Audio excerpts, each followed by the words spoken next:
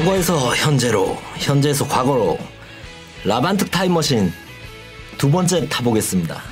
지난번 타임머신 타임머신은 안 된다니까요. 타임머신. 일주일 동안 연구 안 해오셨어요 타임머신? 그래도 청취자 한 분이 그 후기 쓰셨던데 타임머신 재밌었다고요? 잘 탔다고. 잘 탔다고?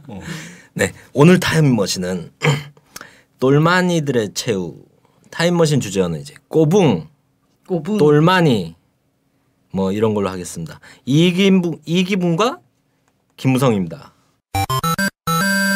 왜 똘마니입니까? 비슷하잖아요. 저희가 지난 방송 어떻게 했습니까? 이승만과 박근혜, 그죠? 네. 그러니까 뭐 대통령이라고 해서 이제 둘을 이렇게 했는데 가만히 생각해 보니까 이승만은 이를테면 3.15 부정선거 때 이승만, 똘마니, 이기붕이 있었잖아요. 이기붕 부통령.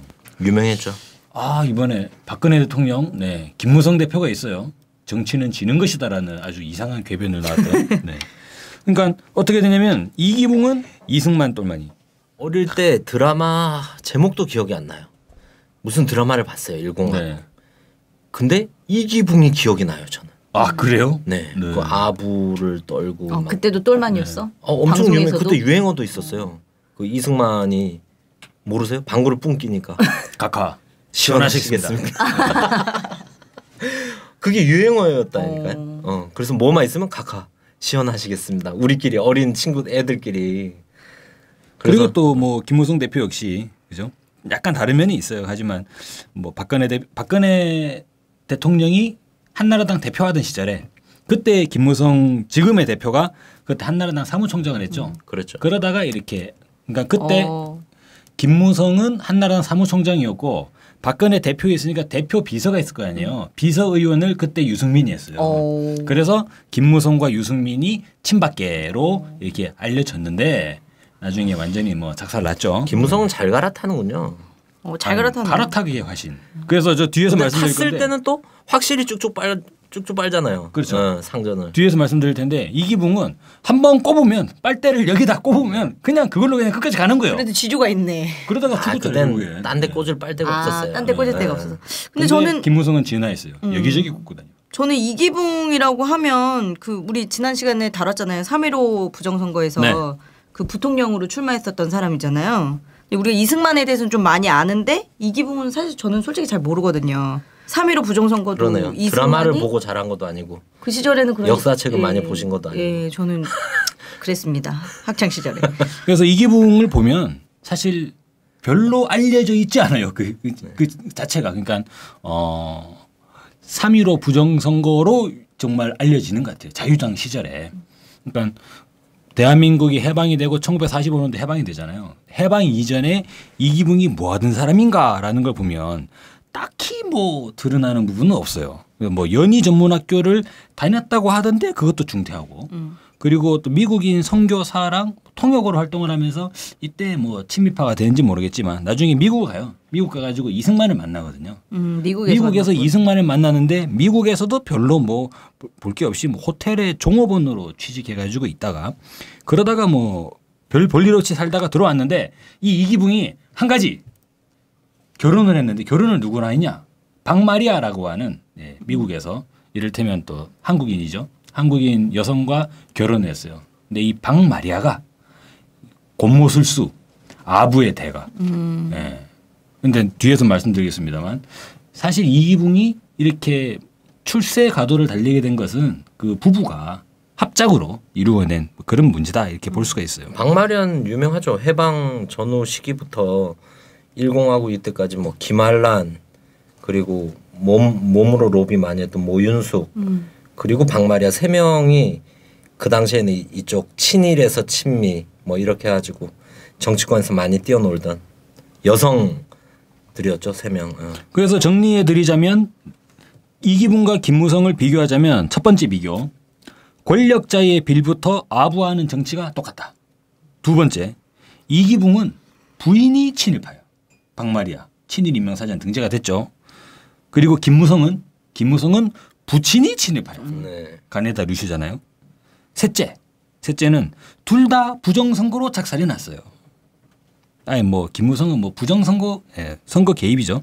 이기붕은 3.15 부정선거로 작살이 났고 김무성은 이번 4.13 총선에서 아주 그냥 그 관건 개입. 네. 그리고 뭐 지난 대선 걸로도 작살이 날 버스. 겁니다. 맞아. 총선 그렇죠. 본부장이었는데 버스 돌린 네. 책임자인데. 맞습니다. 그리고 네 번째, 이건 좀 입에 올리기 그렇긴 하지만 뭐 어떻겠습니까? 사실인데 그대로 밝혀야죠. 자식들이 다 자식 농사를 배워버렸어요. 뭐 이런 뭐 입에 공통점들이 올리기 있습니다. 뭐가 그렇습니까? 입에 많이 올려야죠. 그렇습니까? 네. 그래도 자식 농사를 배려버렸어요. 그래도 뭐 김무성은 박근혜 완전 똘만이라고 하기는 좀 그렇지 않나요? 뭐 물론 뭐 항상 늘 30시간의 법칙이 적용되긴 했지만 몇 번 개겼잖아요. 뭐 세종시로 개기고 또 최근에는 옥새 들고 튀고 막 이런 거 개겼잖아요. 들고 안 튀었다니까요. 당사에 대표실에 두고. 돛댑니다. 아니 뭐 잠깐 개기는 게 있어요. 그래서 그런 면에서 이기붕과 김무성을 완전히 같다고는 할 수 없죠. 근데 이기붕은 처음부터 이승만의 수하. 그런데 김무성은요. 이 아부를 하는 대상이 점점 진화를 해요. 김무성이 맨 처음에 정계에 들어갈 때 어디서 시작을 했냐면 상도동. 박근혜가 아니에요. 상도동. 내가 그러면서 네. 김영삼 대통령 네. 죽었을 때 그 빈소에서 네. 며칠 밤을 새우며 내가 정치적 아들이다 막 이러고 있었잖아요. 그랬죠. 네, 그런 얘기했죠. 그러다가 김영삼 씨의 아들 김현철 씨한테 또 아주 또 갈등을 더 낳았죠. 김영삼에서 박근혜로 갈아타고 그리고 최종적으로는 마지막으로는 미국에게. 그죠? 유명하잖아요. 유명하죠. 스케프로티 주한미군 사령관을 업어주고 그죠. 워싱턴 가가지고 막 큰절하고 참전용사 네. 뭐 묘비 닦아주고 막. 그 역사 바로 세우기에서는 이게 듣기는 껄끄럽지만 김무성이 저희 선배예요. 민족문제연구소 창립이사잖아요. 김무성이. 그렇습니다. 네. 그래서 YS랑 처음 상도동계하고 동교동계 할 때 뭐 민추협도 같이 민주화 추진 협의회 해서 그 전두환에 맞서 싸우는 뭐 이런데 박정희에 맞서 싸우는데 앞장에도 서고. 변절했나? 그래도 지금 그러네. 그래서- 그렇게 따지면 전향이네 또. 그래서 김무성의 부친의 행각을 보면 첫 번째 친일 임명 사진에는 안 들어가 있어요. 그러다가 이후에 개정판에 민족문제연구소 입장은 개정판에 가네다 유슈를 넣겠다라는 그런 입장이었어요. 가네다 류슈 때문에 초창기에 민족문제연구소에 발을 집어넣었을 수도 있겠네. 빼려고. 끝까지 아버지의 행적을 숨겨야 된다. 그러기 위해서는 적진에 들어가서 암약해야 된다. 뭐 이런 것도 아닐까? 어쨌든 이기붕이랑 김무성 둘 다 좀 확실히 문제적 인간인 건 맞네요. 네, 한번 들어가 봅시다. 네, 첫 번째 권력의 빌부터 아부하는 정치. 아부가 정치에서 문제가 많죠. 예전부터 고사성어에도 엄청 많잖아요. 아니, 대한민국이 아부 때문에 망하잖아요. 지금. 조선도 아부 때문에 망하죠. 네. 예, 간신 정치가 있으면 임금이 역할을 못한다. 뭐 이러면서 간신을 제일 멀리하고 조심해야 된다. 이런 게 옛부터 내려오는 얘기인데 아부의 상징적인 아부하면 연관 검색어 이기붕이 뜹니다. 진짜로? 네. 각하 시원하시겠습니다. 이기붕 하면 떠오르는 게 아부입니다. 그죠? 그 사람 인생이 그 아부 그 자체예요. 이기붕을 한번 살펴보면요. 그러니까 해방 이후 전국을 한번 살펴보겠습니다. 이기붕은 해방을 맞이하기 전까지 뭐 한 10년 정도 뚜렷한 직장도 별로 없었대요. 그러니까 뭐 기생 요리집에서 허드렛 일하고 그리고 해방이 되고는 이승만이 들어왔잖아요. 이승만의 거처에서 집사를 했다고 해요. 오. 그래서 이제 이승만 뭐 식사하면 밥 차려주고 오. 그러다가 식기 같은 거 이제 집안 살림 관리하고 그런 일들을 했다는 거예요. 정말 골 때리는 거 아니에요? 한번 혼도 났대요. 네. 그 대통령이니까 접시 이런 게 되게 고급 접시가 막 들어오잖아요. 근데 고급 접시에 음식을 담았다고 한번 엄청나게 혼났대요. 왜? 헌 접시에만 음식을 담게 했대요. 그건 그냥 보는 거야 고급 접시는 저는 관상용이야. 그거 보고 어떤 생각이 들었냐면 예전에 김영삼 대통령이 청와대에 있을 때 그 했잖아요. 칼국수 먹는 거 했잖아요. 청와대에서 이제 내빈 접대를 할 때 막 호화스러운 요리 같은 거 다 배제시키고 칼국수 요리로 하기로 했다고 하는데 그런 생각이 좀 나요. 그러니까 혼자 있을 땐 칼국수 안 먹었겠죠. 그건 모르죠. 아무도 없으니까. 네. 근데 이렇게 어떻게 대통령 밥이나 나르던 집사가 부통령까지 됐으면 진짜 완전히 뭐 열심히 비볐나 봐요. 이기붕은 1953년 12월이에요. 그냥 한국 전쟁 끝나고 바로 그 직후가 되는데 자유당 중앙위원회 의장이 됩니다. 그러니까 이승만 집에 집사로 있다가 자유당 중앙위원회 의장으로 그렇게 갑자기 샥 변신을 하더니 바로 1954년 6월부터 제3대 4대 민의원 의장을 지냈다고 해요. 그리고 더 놀라운 것 1955년에는 국제올림픽위원회 IOC 초대위원으로 예. 야, 거의 뭐 진짜. 집에 있는 강아지가 국회의원이 되는 수준입니다. 아니 IOC 초대위원이라니까요. 그러면서 그는 권력의 2인자로 등극을 했다고 하죠. 그리고 이기붕이 무엇을 했느냐? 이기붕이 저기 미국 유학 갔다 왔다 이렇게 해가지고 뭐 머리가 좋은 것 같아요. 1954년에는 이승만의 장기 집권을 위해서 사사오입 개헌을 강행한 그 유명한 사사오입 개헌을 반론하면 된다. 네. 그래서 사사오입으로 개헌을 강행해가지고 이승만의 장기 집권 가도를 열었다고 합니다. 근데 나중에 되면은 거의 이기붕의 집이 서대문 경무대, 그러니까 또 하나의 경무대라고 해서 많은 그러니까 많은 이제 정계 인물들이 이승만 박사한테 비벼야 되는데 어떻게 비벼야 되냐? 사실 요즘으로 치면 뭡니까? 이게 문고리 권력이잖아요. 대통령을 만나려면 그 문고리를 지나야지 만날 수 있는데 그 문고리가 누구냐? 이기붕이었다. 이런 얘기가 되는 거죠. 그래서 사실상 그 1공화국 후반기에서 이기붕의 권력은 완전히 막강해져 가지고 4.19 혁명이 일어나기 전에 그러니까 3.15 부정선거가 일어날 때죠. 이기붕이 부통령 출마해지고 이제 막 그렇게 한다고 할 때는 이기붕을 찬양하는 내용의 책들도 막 출간했다고. 그중에 뭐가 있냐면 민족의 해와달. 네. 민족의 해와달. 민족의 태양은 이승만을 지칭하는 거고. 달이 이기붕? 예, 민족의 달은 이기붕을 지칭하는 거고. 국민들 힘들었겠습니다. 밤낮으로 봐야 되네. 골 때리는 상황입니다. 그 어디 기업 회장 이런 사람들이 자기 기사를 막 다 회사 이사 막 이런 걸로 올려놓고 그러잖아요. 네. 마음대로 자기네 마음대로 하려고 그런 것처럼 이렇게 이 사람을 부통령을 만들려고 한 거잖아요. 지금 나라가 진짜 갈 때까지 간 거죠. 그러니까 3.15 부정선거를 안 저지르고는 이렇게 될 수가 없었던 거죠. 정권은. 뭐 당시 대한민국 수준이었던 것 같습니다. 밤나르던 집사를 부통령으로 만들었다. 이승만이 절대 권력자였던 거죠. 이 대한민국을 그냥 집안 살림하듯이 집안 살림. 그죠. 운영한 거죠. 밥 먹다가 부통령을 누가 할까? 임자가 하게. 거의 그런 거 아니에요 지금. 김치찌개가 맛있네. 부통령을 하게. 그런 겁니까? 청소를 잘하네. 내무부 장관을 하게. 정말 슬프네요. 근데 정말 참 웃을 수 없는. 네. 김무성은 여기서 어떤 면이 비슷합니까? 네, 김무성도 한번 보시죠. 김무성은 상도동계의 뭐 사실상 중요한 인물이었다고 하죠. 김무성은 아부는 이명박에 대한 아부, 박근혜에 대한 아부, 미국에 대한 아부 이런 식으로 계속적으로 넘어가는데요. 김무성을 한번 살펴보겠습니다. 김무성은 1951년에 부산에서 태어났죠. 그런데 1987년 그러니까 김무성의 나이가 37쯤 될 때라고 해요. 통일민주당의 창당 발기인으로 정계에 입문했다고 합니다. 흔히 저희 삼김시대라 그러잖아요. 그럴 때 이제 김영삼의 상도동계, 김대중 대통령 그 동교동계 그리고 한 분은 자 퀴즈 나갑니다. 네, 맞춰보시기 바라고. 너무 썰렁하다 그죠? 네. 김종필. 네. 근데 그 김영삼 대통령의 상도동계가 되었는데 1986년에는 민주화 추진협의회 특별위원회 부위원장도 했대요. 그러니까 이게 87년 6월 항쟁 이전이죠. 김영삼 대통령이 야당으로 있을 때, 야당이 있을 때는 이 김무성이 뭐였냐면 그 야당 쫓아다니면서 정말 여러분 쇼킹하지 않아요? 민주화 추진협의회 특별위원회 부의장을 했고 이때 지금 현직 의장이에요. 예, 이때 김무성이. 1985년도에 민족문제연구소 이사직 창립 이사를 맡았다는 거예요. 그리고 87년 선거 때는 통일민주당 제13대 대선 대책본부 재정국장을 했다고 합니다. 그래서 이 시기에 보면은 통일민주당 총무국장 그리고 통일민주당 기획조정실 차장 이렇게 하면서 김영삼의 오른팔로 그렇게 활동을 했죠. 근데 사실 1990년대 들어와 가지고 노태우 정부 때 3당 합당을 하지 않습니까? 3당 합당을 하니까 김무성은 또 여기에 일약 여당으로 완전히 색깔 변신을 하죠. 그래서 김영삼, 김동영 등과 함께 민자당 그때 민자당이었지 않습니까? 새로 만든 이 노태우와 김영삼, 김종필 셋이 합당을 하죠. 민자당 당원이 돼가지고 이후에 민자당의 의사국장과 의원국장 등을 지내고 그리고 1992년도에는 민자당에서 김영삼 대선 후보 추대 대책위원회 총괄국장을 맡았다고 합니다.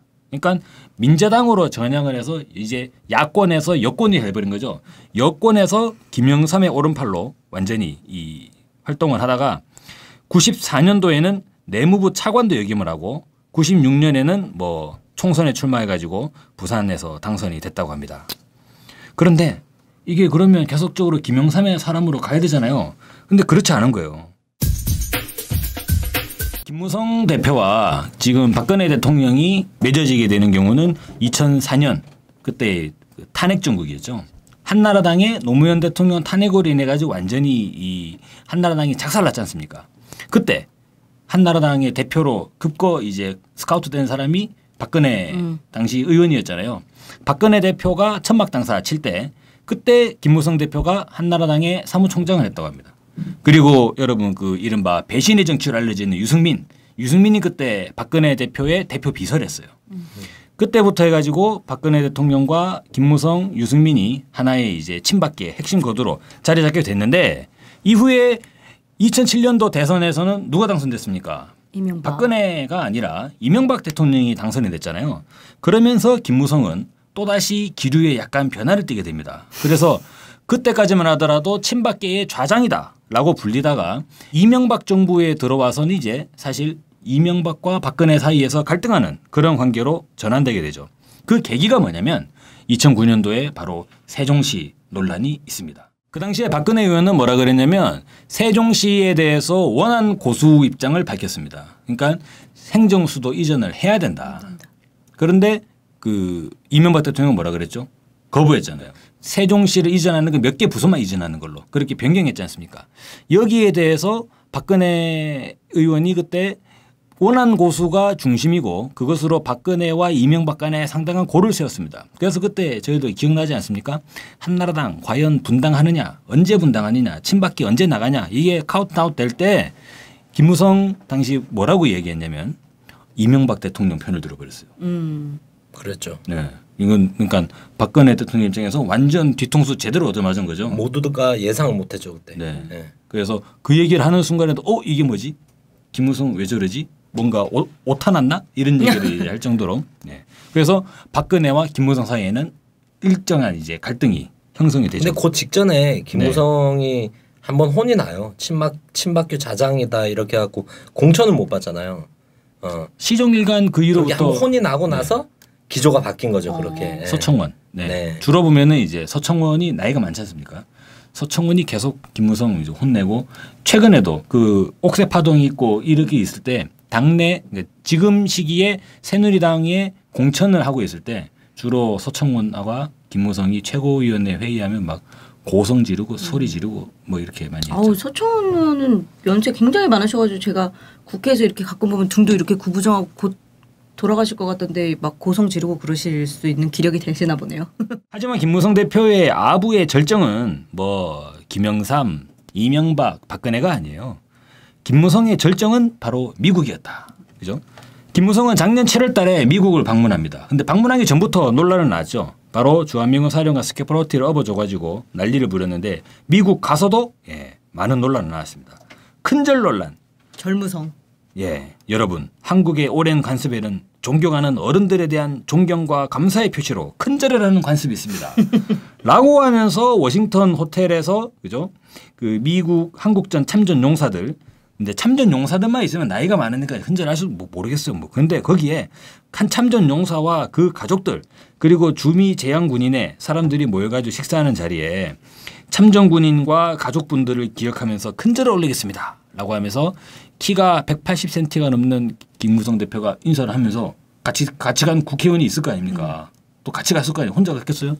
모두 다 같이 큰절을 하는 정말 한 8, 9명 쭉 줄 서서 했죠. 그때. 수치스러운 볼상사났군요. 정말 골상스러운 일이 있었죠. 하지만 김무성 대표의 큰절은 거기서 끝나지 않았습니다. 우리 지난해 또 이야기했었죠. 한국전 참전 용사 워커 장군이 있죠. 윌튼 워커라고 그 한국전에서 사망한 한국전 당시에 그러니까 교전 중에 사망한 건 아닌데 의정부에 작전 회의를 하러 가다가 아들 보러 가다가 맞습니다. 아들 보러 가다가 근데 그 시점이 언제였냐면 145태 돼가지고 유엔군이 겁나 깨질 때였어요. 그러니까 저는 좀 이상하더라고. 그러게. 145태 돼가지고 막 겁나 전선에서는 다 깨지고 있는데 아들 보러 뭐 의정부를 간단 말이야. 근데 뭐 공식적으로 발표는 그렇게 했는데 긴급하게 가다가 지프차 전복으로 사망했죠. 근데 그 장군 묘소에 가가지고 큰절을 하고 또 손수 주머니에서 손수건을 꺼내가지고 묘비를 닦아주는. 묘비에 새똥을 닦았죠. 묘비에 새똥이 떨어져 있었던 거야? 아이 진짜. 그래서 김무성 대표의 큰절이 정말로 아부의 절정 아니냐.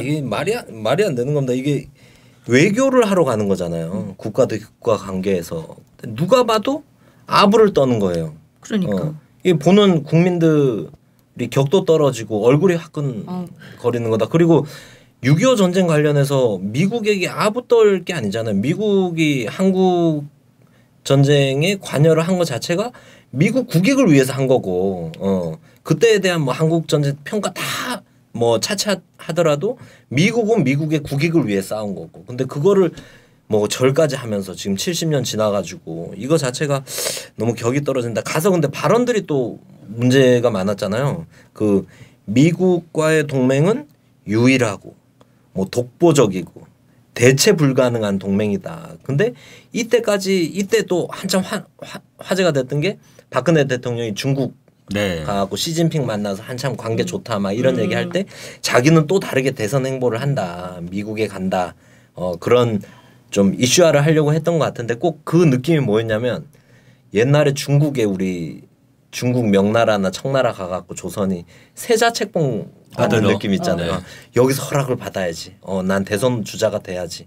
뭐 이런 느낌까지 막 겹쳐져 가지고 너무 보기 좋지 않았다. 근데 이때 김무성 대표가 미국 가가지고 했던 말이 안미경중이라 그랬잖아요. 안보는 미국, 경제는 중국이다. 저희 입장은 안미경중 이렇게 얘기했는데 나중에 미국에서 그걸 또 조인트 먹었잖아요. 네. 무슨 안미경중이냐고. 경제도 미국이지. 네. 근데 좀 부끄럽긴 합니다만 다른 나라 이런 정당 어쨌든 정당의 대표인 거잖아요. 그 제일 여당이. 근데 이런 정당 지도자들이 막 이렇게 다른 나라 가서 김무성은 진짜 카멜레온 같은 게 미국 가서 또 이러는데 시진핑 만나서는 또 시진핑 보고 중국이 세계 중심 국가가 되셔야 된다고 또 이런 얘기하고. 그리고 아까 뭐 진화라 그랬나요? 아부의 진화? 네. 누구를 만나든 자기보다 강한 사람을 만나면 또 약한 사람 만나면 또 정반대잖아요. 이런 사람들이. 원래 그게 아부하는 사람의 특성 아닌가요? 저번에 이기붕도 그렇지 않습니까? 연탄 나르다가 그 나이지리아 유학생한테 연탄이랑 얼굴색이 거의 뭐 인종차별 발언. 이런 말이 어떻게 왜냐하면 전 상상이 안 되는 게 카메라들이 있단 말이에요. 찍고 있는. 근데도 그런 말이 나오는 거야. 말을 너무 막해. 김무성이 기자들한테 무조건 반말하는 걸로 엄청 유명하거든요. 근데 자기보다 강자 앞에서는 무조건 수그린다는 거죠. 그게 이명박이든 박근혜든 그게 오바마든 시진핑이든 강자에게 약하고 약자에게 강하다. 근데 이런 사람이 대통령이 됐을 때 나라가 망하는 거죠. 망하는 거지. 이런 사람이 당 대표를 하니까 근데 당이 망하지 않습니까? 아니 역대 대한민국 대통령이 다 그러지 않았어요? 그럼 고마운 거네요. 이런 사람이 당 대표를 해줘서. 근데 김무성 대표는 참 두고두고 한번 해부해 볼 만한 가치가 있다고 생각합니다. 그리고 또 워커 그 묘비 닦아준 것도 그러지만 그때 그 스캐퍼로티 업어줄 때 그때가 뭐였습니까? 탄저균 문제가 막 터질 때 아니에요. 주한미군이 그러니까 이제 미 국방부가 미 본토에서 탄저균 샘플을 주한미군 기지로 날랐는데 작년 여름이었죠. 거기에 그 균이 멸균이 안 된 거예요. 그게. 그래가지고 난리가 났잖아요. 그러니까 미군 입장에서는 그런 거잖아요. 그래도 당 대표가 딱 그 주한미군 사령관 찾아오니까 지금 한국민들이 우려하는 탄저균 얘기를 언급하면 어떡하지? 바짝 긴장하고 있는데 갑자기 어디만 어피심심. 근데 왜 업어준 거야 도대체? 위고 터게더 해가지고 오바마 대통령이 이야기했던 거 그거 이야기하면서 함께 간다 이렇게 얘기했던 걸로 기억나요. 상식적으로 보더라도 주한미군 사령관이면 해외 기지에 주둔하고 있잖아요. 해외 기지 주둔하다가 사고가 났잖아요. 그래서 그 나라의 정치인이 자기를 만나자고 해. 그러면 어떻게 항의하는 되겠어요? 줄 알았겠지. 그 아마 그 용산 기지 내에서는 좀 비상 걸렸을 거예요. 일본의 뭐 자민당이나 독일의 기민당이나 이런 여당 당수들이 자기 나라에 주둔하는 그 미군 사령관들 업어준다고 뉴스에 나와봐요. 제가 볼 때는 그 자리에서 탄핵입니다 다. 하물며 뭐 아프간이나 이래 비교해서 뭐하지만 이라크 이런 데서도 대통령 거기 뭐 정치 책임자가 가갖고 주한 미군 사령관 오십시오. 좀 업어드리겠습니다. 왜 업어주는 거야? 근데 얘 좀 잘 업어줘. 이게 상상이 안 되는 장면이 이 대한민국이 참 가능하다는 골 때리는 거예요. 골 때리는 거. 이건 진짜 전 세계적으로도 유례를 찾을 수 없는. 너무 쪽팔리네요, 진짜. 오죽하면 그런 비판이 나왔겠습니까? 저것은 스케파로티를 위험하게 만드는 거다. 오마이뉴스가 그랬잖아요. 왜냐면은 그러니까 스케파로티 사령관은 군인인데 군인은 정치에 개입을 하면 안 되잖아요. 근데 다른 나라 가가지고 다른 나라 정치인하고 저렇게 친하게 지내? 그러면 미국 국방부에 오히려 의심을 산다는 거예요. 스케파로티 쟤 지금 한국 가서 뭐 하고 있는 거지? 아 그래 너무 부담스러우니까 김무성이 이때 방미했을 때 미 주요 인사들이 김무성을 안 만나줬어요. 네. 여당 주력 네. 대선 인사가 왔는데 괜히 만났다가 갑자기 막 끌어안고 이러면 어떡하겠어요. 국무장관도 안 만나고 부통령도 안 만나고 아무도 안 만나줬어요. 나중에 스케파로티 상당히 좀 난처해지지 않았을까. 혹시 저녁에 뭐 같이 식사했냐, 같이 골프 쳤냐 이런 얘기 의심사지 않겠어요? 그러니까. 뭐 대권을 뭐 자기가 그 허락을 받으러 세자 책봉하듯이 하러 갔는지는 몰라도 진짜 저는 너무 쪽팔려요. 미국 사람들 우리나라 뭘로 보겠어요. 탄저균 그렇게 배달 사고 내고 한국에서 우리 아무도 모르게 대한민국 아무도 모르게 탄저균 실험하고 있는데 가서 업어줬으니 미국 사람들 우리 뭘로 보겠어요. 진짜. 원래 아부라고 하는 것은 민주주의와 완전히 거리가 먼 행태입니다. 아부는 그러니까 공정 경쟁이 아닌 거잖아요. 어떻게 하면은 빌붙어 가지고 편하게 가볼까. 그러면서 좀 눈앞에 있는 문제를 손쉽게 해결하기 위해서 자신의 모든 것을 다 갖다 바치는 거지 않습니까? 아부가 만연된 사회는 정상적인 경쟁이 사라지고 결국 부패해서 썩고 맙니다. 그죠? 이승만 정부 보십시오. 이기붕의 이승만. 야 이게 과연 뭐 나랍니까?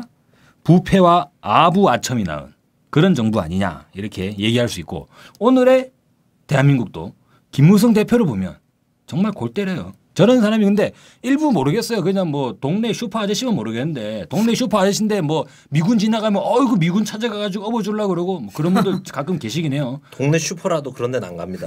네. 아 근데 문제는 이 사람이 지금 집권 여당의 대표예요. 물론 이제 물러났지만 물러났죠. 결국은 그래서 물러났는지 모르겠지만. 네. 우리 애들은 슈퍼 아줌마 종편 틀어놓는다고 그 슈퍼 안 가요. 훌륭한 어린이들이구만. 예, 두 번째 이야기 넘어가겠습니다.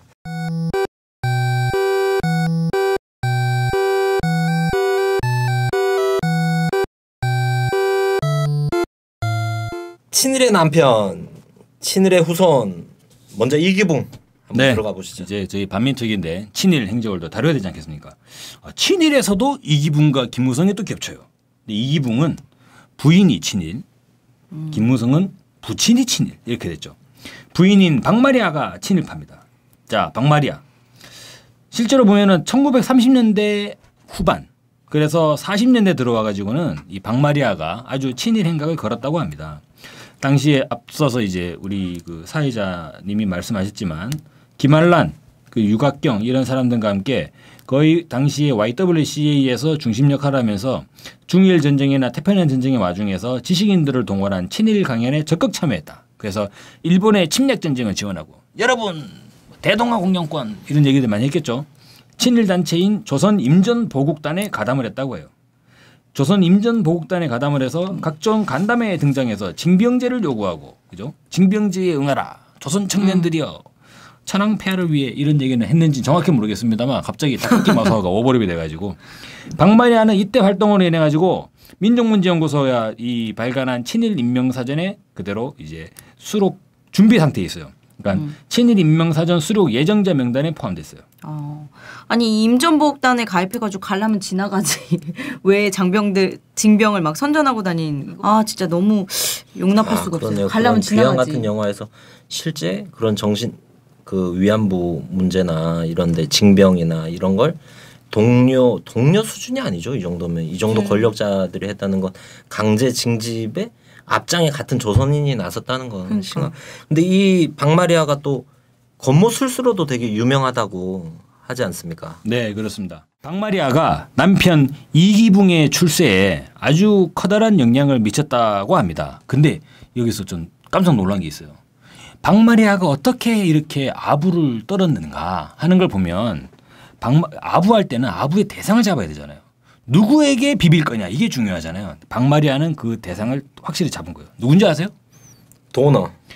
이승만의 부인 프란체스카 도너. 대한민국의 영부인이라고 하는데 미국 사람이야.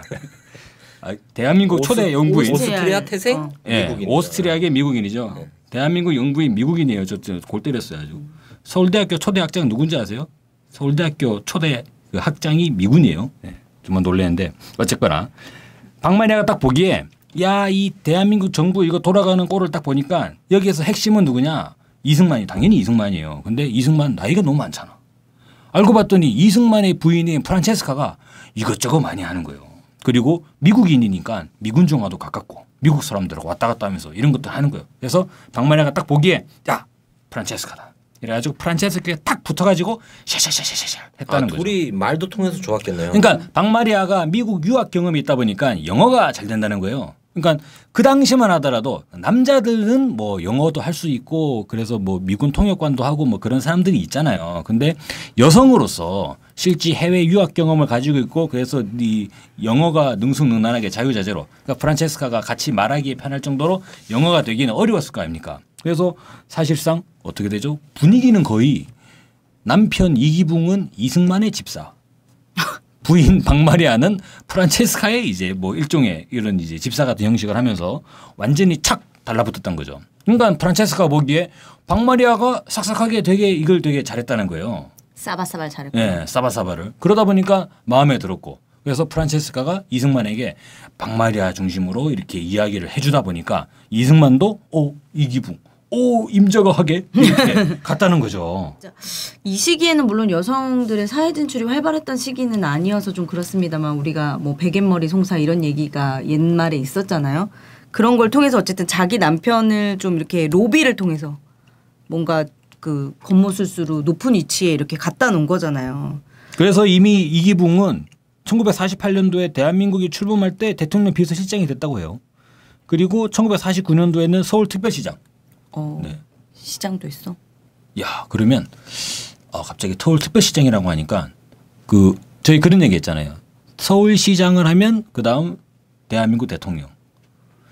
이기붕은 서울시장을 하고 부통령을 꿈꾸다가 미끄러져 버렸는데 이승만은 그걸 해냈네요. 이때 유행가도 있었더라고. 유행가. 자유당은 두 가지 암 때문에 무너졌다. 두 가지 암이 프란체스카 도너리와 박마리아 이 유행가까지 불려졌다고. 네. 그러니까 국민들도 알고 있었던 거예요. 이 치맛바람 두 여자 때문에 실제 대한민국 그리고 자유당의 부패나 이런 것들이 여기서부터 이미 썩어서 나오고 있다. 그래서 그 프란체스카와 박마리아 둘 다 프란체스카 약간 미국 사람이잖아요. 그리고 박마리아도 보세요. 선교사를 통해서 미국 유학을 갔어요. 그렇죠. 이기붕도 선교사를 통해서 미국 유학을 갔어요. 이승만도 미국에서 기독교 쪽에서 활동을 하다가 한국으로 온 거죠. 다 이게 친일을 우리가 뿌리를 파는데 이 시기에 또 미국과 너무 밀접한 그러네요. 연관이 있죠. 그래서 그 당시 미 군정이나 해방 때 이후에 이승만 집권기에 미국이 얼마나 관리하기가 좋았겠는가 이 사람들을. 그런 생각 듭니다. 이제 김무성 또 한번 보죠. 네, 김무성을 살펴봅시다. 김무성은 뭐 다들 유명하니까요.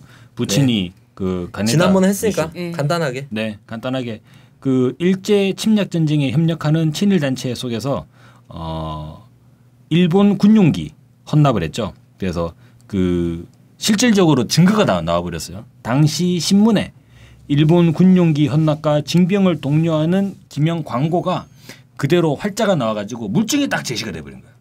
그래가지고 지금 빼도 박도 못하는 상황이 됐죠. 실질적으로 보면은 김영주가 일제 징병제에 관련해서 자식을 기뻐하며 바쳐라라고 이야기를 했다고 합니다. 1943년도에 그 서울에서 열린 전선 공직자 대회에 참석해가지고 진정한 정신적 내선 일체화를 꾀해야 된다. 그래서 충실한 황국 신민이 돼야 되고 전쟁에 동원되는 조선 청년들의 부모를 향해서 너무 슬퍼하지 마라. 이건 제가 하는 말이에요. 자식을 나라의 창조신께 바치며 가지는 마음가짐을 인식해야 된다. 그러니까 이거 완전히 뭐야? 또라이죠. 야수꾼. 근데 김무성은 몇 살이었어? 자기 아들이나 바치지 좀. 아니죠. 51년생이었으니까 아직은 태어나기 전이었죠. 태어나지도 않을 때였구나. 아니, 박마리아도 그랬어요. 징병 이걸 독려하면서 사람들이 죽음에 대해서 겁이 너무 많다. 어차피 한 번 태어나서 죽는 건데 왜 겁을 많이 내는지 모르겠다. 뭔 소리야. 진짜 웃기는 것들이네. 그래서 아들한테 죽었잖아요. 그렇게 보면은 사실 이제 작년 연말에 위안부 굴욕적인 한일 위안부 협상 직후에 이제 김무성이 그 어떤 합의보다도 잘 된 합의라고. 그건 아부가 아니에요. 네.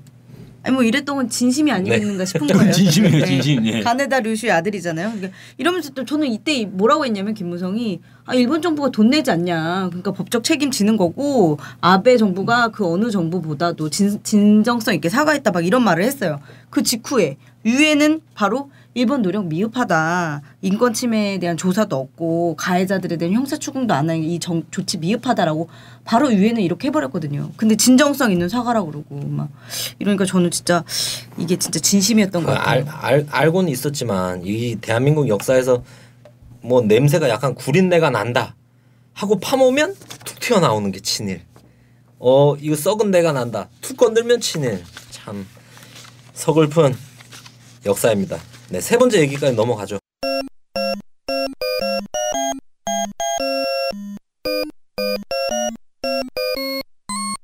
부정선거 3.15 부정선거와 2012년 대선 유사합니까? 3.15 부정선거 그 자체가 실질적으로 타겟은 이기붕이었잖아요. 왜냐면은 대통령 후보로 출마했던 조병옥은 죽어버렸으니까. 그래서 사실 이승만은 단독 출마. 그래서 이승만이 대통령 되는 거는 물론 뭐 그것도 상당히 많은 노력이 필요했겠습니다만 그렇게 큰 어려움은 아니었다고 보는데 문제는 이기붕이었어요. 이 이기붕을 당선시키기 위해서 저지른 만행이지 않냐. 그쵸. 그러다 보니까 이기붕의 아들이 이후에 가족 모두를 전부 다 이제 죽여버리고 자기도 자살하죠. 근데 얼마나 뭐 거의 뭐 정신분열 직전까지 가지 않았겠나 싶습니다. 정신이 있어서 그런 거 아닐까요? 정신분열 직전까지 가서. 네. 근데 김무성도 2012년 대선 때 문자 메시지 아까 우리 잠깐 얘기했었는데 막 오후 3시까지 출구조사가 문재인이 좀 이기고 있으니까 김무성이 이제 비상입니다. 지역구마다 연령별 성별 확인해 주시고요. 준비해둔 버스 가동 바랍니다. 이런 문자 보냈잖아요. 이 버스가 뭔지 이것도 그렇고 또 이 당시에 김무성이 어디 부산의 선거 유세 때 그 대통령 기록물인 네. 정상회담 NLL. 회의록 네. NLL 관련해가지고 정상회담 회의록을 그 자리에서 막 꺼내서 읊었다는 거 아니에요. 근데 이게 어떻게 김무성 손에 들어왔으며 이런 것들이 다 부정선거인 거죠. 처벌받아야 되는데 처벌 안 받고 있는 거예요 지금. 네, 아직 끝까지 수사도 가지 않죠. 그래서 그러니까요. 확실히 비슷한 것 같은 게 그 김무성도 그러고 그 이기붕 때문에 3.15 부정선거가 일어났다고 그러는데 이러다 보니까 박마리아가 거의 선봉에 섰다 그래요. 그때 대한부인의 네. 대표직을 맡고 있으면서 대한부인의 전국에 다 발동을 해서 뭐 성명도 내고 이기붕을 당선시켜야 된다 뭐 이러면서 하여간 이런 데서도 유사한 것 같습니다. 뭐 이런 사람들이 더 잘 알지 않았겠어요? 아, 정상적 선거로는 당선이 불가하다. 버스를 준비해야 된다. 버스의 기원은 3.15 부정선거였구나. 네, 또 네 번째 유사성까지 한번 넘어가겠습니다. 네, 네 번째. 이들 모두 다 자식이 잘못됐어요. 이기붕은 아들에게 권총 맞아 죽었죠. 네. 김무성은 이것도 자식이죠. 사위가 뽕쟁이에요. 상수 뽕쟁이라는 게 드러나 버렸죠. 아니 검찰이 밝힌 것만 해도 상습 뽕쟁이 범죄 들어가죠. 그렇죠. 그러죠. 집행유예 15차례. 15차례를 마약을 투여했으면 이것은 상습범이죠. 근데 그것도 다가 아니죠. 15차례나 됐어요. 아, 그것도 다가 아니죠. 드러난 것만. 아니 저기 안에 지금 구치소에 들어가 보면 사실 그 마약 사원들 있거든요. 보면은 뭐 완전 뽕쟁이들 많아요. 15번 투여하면은 15번 투여한 사람들 별로 모르겠어요. 뭐 얼마나 되는지. 근데 이례적으로 집행유예로 나왔지 않습니까? 근데 이게 근데 이 사위에만 국한된 게 아니에요. 이 사위와 결혼한 딸도 수원대 그 뭐 교수 되는 과정에서 다 채용 비리 있고 이러지 않으면 교수가 못 되니까 이런 비리 수사하려고 하면 김무성이 국정감사 막 이런 거 다 막아줬었던 거잖아요. 그 당시에. 근데 가만히 보면 이 뭐 친일파 뭐 이런 이렇게 아부 떨고 이런 사람들 제대로 되는 사람이 없는 것 같아요. 다카키 마사오 아들도 뽕쟁이였잖아요.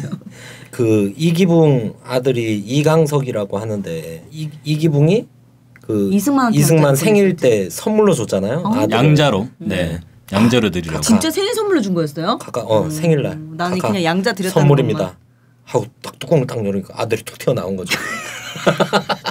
근데 아들이 이제 제가 볼 때는 이강석이 첫 황태자 역할을 한 거예요. 대한민국에서. 뭐 황태 김현철이랑 뭐 이래서 네. 황태자들이 많았잖아요. 근데 이강석이 이 당시에 워낙에 어떻겠어요. 친아버지는 2인자, 양아버지는 1인자, 친엄마는 거의 뭐 매국 노정. 그러니까 친엄마랑 양엄마가 또 2인자 이러니까. 그래서 그 시골에서 어떤 사람이 친구가 그랬대요. 야, 너 이강석 닮았어. 그런 거예요. 그러니까 얘가 그래? 진짜? 하고 그때부터 전국 순회를 한 거예요. 전국에 경찰서들을 관공서들을 찾아다니는 거예요. 아, 저희 이기붕 아들 이강석인데 그냥 몰래 시찰을 왔습니다. 암행어사처럼. 지가 뭔데? 근데 어떻겠어요? 난리가 난 거예요. 난리가. 그래서 숙박을 하려고 어느 지역에 숙박을 하려고 하면 아침에 보면 줄이 쫙 서 있대요. 지역 경찰들 뭐 관리들 쫙 해갖고 선물 들고. 근데 그게 실제로 그 당시에는 가능했던 게 HD 세대가 아니었잖아요. 고화질이 아니니까 신문의 사진도 대체로 흐릿하다고요. 그래서 그런 범죄들이 꽤 있었다고 해요. 근데 그러고 10개월 받았대요. 근데 이 가짜 이강석이 기백이 있는 게 딱 판사랑 이제 재판하는데 난리가 났대요. 전국에서 막 그 사람을 보려고 막 얼마나 화제가 된 재판이겠어요. 판사도 막 옷이 찢어지고 그랬대. 재판하러 가는데. 근데 그 사람 판사 왜 그랬냐 그러니까 아니 어찌됐든 저를 계기로 이런 부정한 관리들이나 부정한 모습들이 드러난 거 아니냐. 한번 끝까지 보고 싶었다. 이런 기백도 좋았고. 그런데 그 부정한 관리들은 처벌을 안 받았을 거 아니야. 받았을까? 그렇죠. 쉬쉬가 됐죠. 쉬쉬됐고. 예. 그런데 이때도 또 유행어가 생겼어요. 어떤 유행어죠? 귀하신 몸. 그 귀하신 몸이 오셨다. 예. 가짜 이강석 이 재판 과정에서 재판 신문에 나온 게 그래요. 귀하신 몸 징역 10개월. 요즘 유행어 연구하시나 봐요. 아니 그래서 만화도 있었어요. 그 옛날에 유명 만화도. 그래서 똥 푸는 사람 있잖아요. 네. 똥 푸는 사람들이 지나가. 근데 경무대 똥 푸는 사람이 지나가. 그럼 다 인사를 몸이야? 하는 거야. 귀하신 몸. 귀하신 진짜. 이게 얼마나 이 당시에 썩었나. 그러다 보니까 이제 3.15 부정선거 나고 4.19 한참 일어날 때 서울에서 항의 시위대가 먼저 둘러쌌던 게 이기붕 서대문 집이었어요. 네. 그러니까 이기붕이 도망을 갔죠. 도망을 갔는데 거기서 이제 이강석 아들이 남동생과 엄마와 아빠를 권총 2자루로 쏴서 죽였다고 합니다. 누구 먼저 쐈을까요? 전 그것도 궁금한데. 근데 이거보다 더 궁금한 건 이강석이 셋을 죽이고 자기가 자살을 했대요. 그것도 약간 좀 네. 복부를 쏘고 머리를 쐈대는데 저는 이해가 안 돼요. 머리를 쏘고 복부를 쏠 수는 없잖아요. 그치. 그렇죠. 복부를 쏘고 머리를 쏠 수는 불가능하진 않지만 되게 힘들죠. 사람이 배를 쐈어. 근데 머리를 쏠 이유가 있을까? 머리를 먼저 쏘지 죽을 거면. 네. 근데 왜 그래서 그런 일을 벌였을까? 딴 사람이 죽였을 거라는 설도 있어요. 그치. 그런 거 같아. 3.15 부정선거의 책임을 왜냐하면 이기붕 때문에 벌어진 부정선거니까 일가족에게 덮어씌우고 정리를 하자 뭐 이런데. 근데 대체로 저기 뭐 민족을 반역하고 그리고 나라를 팔아먹은 사람들 그런 사람들의 자녀들이 한 번은 이렇게 거의 정신적인 엄청난 충격을 받게 돼요. 하와이 왜 그러냐면 아니 어릴 때는 모르잖아요. 우리 아빠가 닭깎이 마사온지 어떻게 알아? 어릴 때는 내 일생 나라와 민족을 위해 이래가지고 자기 아빠가 정말 대단한 줄 알잖아요. 그런데 어느 날 나이가 들면서 세상 물정을 좀 알다 보니까 우리 아버지가 알고 봤더니 이런 인물이었어? 하는 거를 알게 되면 엄청난 충격이 오는 거예요. 그치. 근데 여기서 맞아요. 중요한 그럴 게 수 있어요. 있어요. 네, 중요한 게 뭐냐면 나라 팔아먹는 놈들은 대체로 보면 다 인간성들이 독종이거든요. 그러니까 그래 까짓거 씹다. 응? 그래 좋아 가자. 응? 이렇게 독종이라고. 그리고 나라 팔아먹고도 얼굴색 하나도 안 변해. 얼굴에 철면피 까는 거죠. 인간성이 말살되는 거잖아요. 네. 그게 자식한테도 간다. 아니 근데 그 도끼는 유전이 안 돼요. 아니 도끼 말고 인간성이 말살된 거는 네. 자식한테 전달이 된다는 거예요. 사람을 어떻게 대하는 거. 그리고 박마리아 같은 경우도 이 4.19 항쟁이 막 일어났어. 사람들이 막 투쟁을 하는데 그런 거예요. 깡패들 유지강이랑 그때 유명한 애들 정치 불러가지고 뭐냐 고대 학생들이 지금 데모한다는데 이것도 정리를 못하느냐 하니까 깡패들이 가서 4월 18일 날 고대 가서 다 작살을 냈잖아요. 네. 그것 때문에 4.19가 더 크게 그렇죠. 일어나고 그래서 그 이강석 아들이 받았을 정신적 충격이 저는 막 복합적으로 쏟아졌을 것 같아요. 인간성의 말살도 느꼈을 것 같고 또 하나는 황태자였는데 그 4.19 항쟁 전 국민이 들고 일어나서 이기붕이 이놈, 박마리아 이년, 그렇죠. 이강석이 이놈 여기서 받아지는 뭔가 그렇지. 떨어지는 받았을 느낌? 나라를 팔아먹는 배신자들 당사자들은 그런 욕을 얻어먹는 상황을 아마 감내할 수 있을걸요. 뭐 당사자들 이기붕이나 박마리아나 그런 사람들은 왜 내가 뭐 이래가지고 싸울 수도 있을 거라고 봐요. 근데 문제는 그 자식들은 도끼가 그렇게 못 가요. 자식들을 돌아버리는 거지. 아니 근데 사실 제가 얼마 전에 그래서 어떻게 되느냐 다 뽕을 한다고. 그래서 뽕을 하는 거예요. 고통을 현실을 잊어버리잖아요. 저의 이론이에요.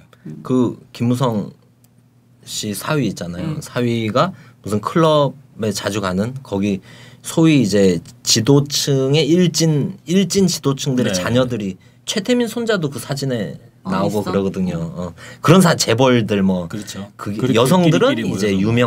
유명이나 네. 그리고 유명 이제 뭐 하는 여기서 이제 누구야 김무성 사위가 계속 그렇게 어울린 거잖아요. 근데 저는 이해가 안 되는 게 사위가 뽕쟁이야. 근데 결혼을 허락을 했어.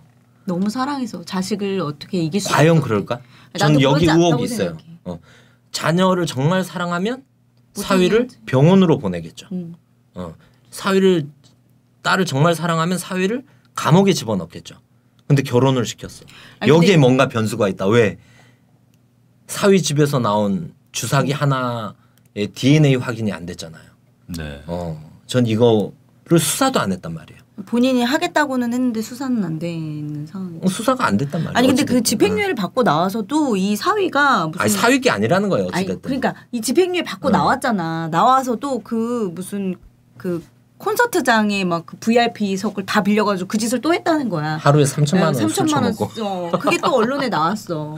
근데 이게 또 크게 부각은 안 되는 거야. 김무성이 어떻게 기자들을 휘어잡는지. 근데 뽕은요 못 말려요.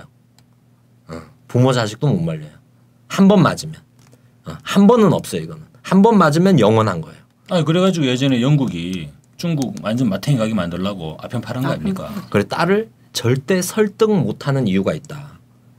뭔진 모르겠어요 전. 아 근데 실제로 보면 이렇게 나라 팔아먹는 배신자들의 자식들이 이렇게 뽕쟁이가 많아. 네. 박지만 씨 응. 징역을 몇 번 살았습니까? 아까 말씀드렸잖아요. 네.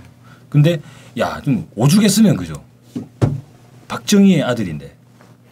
그리고 알려지지 않은 상황들도 많을 거예요. 예전에 그럼요. 그 장재열 리스트에 나왔지 않습니까? 뭐 술에 취한 건지 약에 취한 건지 이런 얘기도 하고. 요건 좀 다른 얘기인데 이거 네. 더 충격적인 거. 제 고향이 경북 영주거든요. 네. 영주 이번 총선에 국회의원 당선됐어요.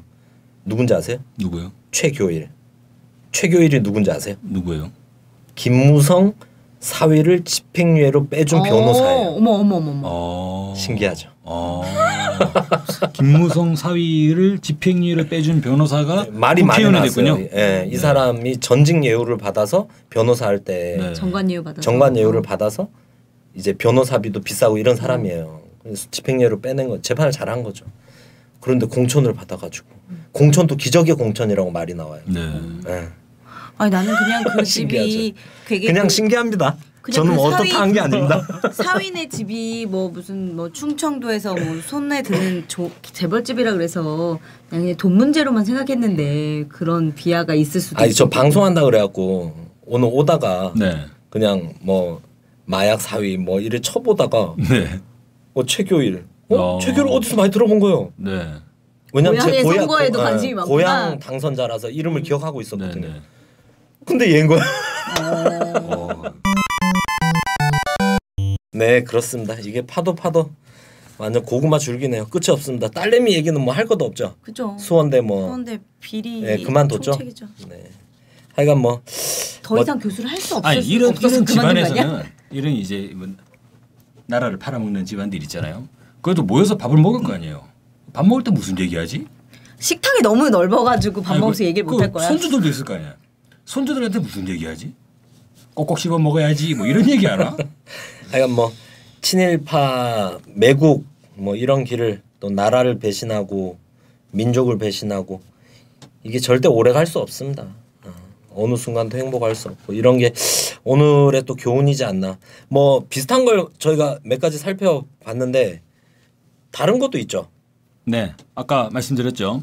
이기붕은 처음부터 이승만의 수하로 시작해서 이승만의 수하로 살다가 죽어버렸잖아요. 근데 김무성은 김영삼에서 박근혜, 박근혜에서 이명박, 이명박에서 다시 박근혜, 거기다가 마지막으로 미국까지 전천후 아부, 이기붕의 아부가 김무성의 아부로 진화한 느낌입니다. 아부가 없어져야겠죠. 아까 뭐 시작하면서 말씀드렸지만 나라를 망치는데 간신이 결정적 역할을 하잖아요. 그리고 아부를 하는 게 결국 뿌리가 이게 또 옛날 조선시대 때부터 있었던 사대 이런 게 결국 이거랑 현상적으로 아부로 나타나는 거잖아요. 그때그때 강자들에게 기대려고 하고 의지하려고 하고 강자 줄을 잘 타서 동아줄 잡고 출세하려고 하고 지금 한국 사회 같은 경우도 한미동맹 잘 보면 이게 정치 군사적으로 미국의 도움을 받아서 나라를 지켜야 된다. 꼭 이런 논리 같지만 가만히 이번에 김무성이 절하고 묘비의 새똥을 자기 손수건으로 닦고 이런 걸 잘 보면 이것도 결국 아부와 사대가 몸에 배어 있기 때문에 이런 거에 대한 싸움을 잘해야 되는데 참 한국 사회가 고칠 게 참 많습니다. 근데 저는 이런 걸 보면서도 그러니까 대한민국의 교육을 보면요. 어린이들한테 이런 얘기 안 해요. 어린이들한테는 야 걔네 집이 그렇게 잘 살아? 친하게 지내. 이런 얘기 안 하잖아요. 그런 얘기 하나? 해요. 그런 얘기 해요? 어린아이들, 유치원 애들 뭐 이런 데는 그런 얘기 안 하잖아요. 그래서 친구들끼리 사이좋게 놀아야지 이런 얘기 하잖아요. 그리고 뭐 자주적으로 살아라 이렇게 얘기하지 않나요? 그렇습니까? 주로 저는 우리 국민들이 네. 우리 국민들이 친구들끼리 사이좋게 놀아야지 이런 얘기 하잖아요. 그런데 중학교 고등학교를 가면 이제 약간 입장이 좀 아리까리해져요. 걔가 그렇게 모의고사 2등을 했어? 걔가 무슨 학원 다닌대? 야 너도 글로 안 가볼래? 이렇게 얘기 쓱 바뀌다가 이제 취직을 할 때가 되잖아요. 그러면 완전히 막 눈에 불이 나는 거죠. 결혼한다 그러면 아니 그 집에는 뭐 재산이 얼마나 있다니 아니 무슨 뭐 아파트도 하나 없이 무슨 결혼을 한다는 거야 뭐 이런 얘기까지 가는 거잖아요. 지금. 거의 성우 수준이신데요. 그렇습니까? 요즘 성대모사 물 올랐어. 그래서 아부가 일반화돼 있다 지금 대한민국이. 그게 뭘로 나타납니까? 갑질 논란으로 나타나잖아요. 그죠. 갑질 사회로. 온 국민이 아부하는 게 근원을 따져봐야 돼. 그래서 저는 우리 국민 모두가 잘못이다 이런 말씀드리는 게 절대 아닙니다. 아부에도 본질이 있고 근원이 있어요. 그 근원이 뭐냐? 따지고 가면은 윗대가리죠 윗대가리. 그러니까 뭐 지금 새누리당 그리고 지금 보수 세력들의 한미동맹 이것도 아부에서 기본되는 것이고 역사적 뿌리를 찾아가면은 바로 이기붕과 박마리아로 올라가는 것이다. 그리고 더 나아가서는 이승만 메가더를 향한 이승만의 아부 여기서부터 출발하는 거 아니냐.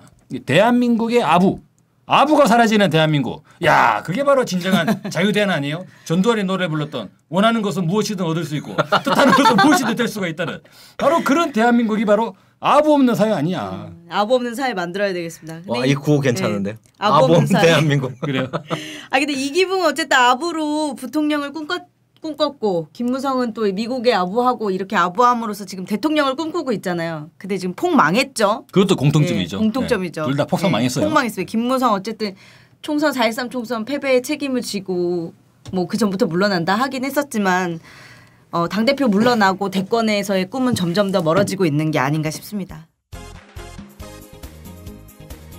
네, 뭐 아부 없는 사회 얘기를 했는데 오늘은 방송을 하는데 화가 나지 않습니다.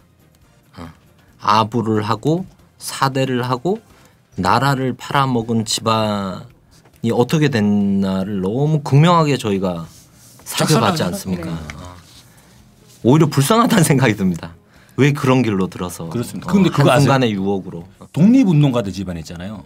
비록 뭐 가난한 집에서 날품팔이하고 사신다고 하지만 거기 마약하는 사람들 없어요. 할 수가 없죠. 근데 친일파 집안에서 그 고관 대작 집안에서 맨날 밤마다 뭘 먹는지 모르겠지만 얼굴에 기름기가 번들번들한데 전신에 뭐 마약하고 뭐 이러고 앉았잖아요. 우리 아들 딸들을 위해서 우리는 아부하지 맙시다. 아부하지 맙시다. 네. 라반트 마치겠습니다.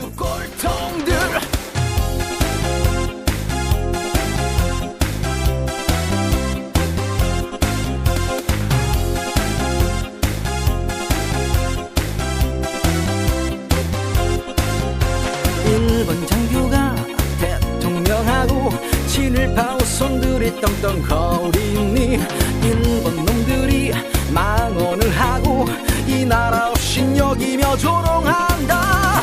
적결하여라 진일 매국노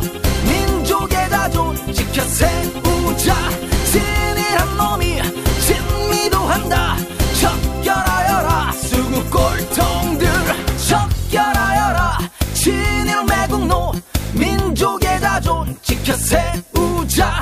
진이란 놈이 진미도 한다. 척결하여라 수구 꼴통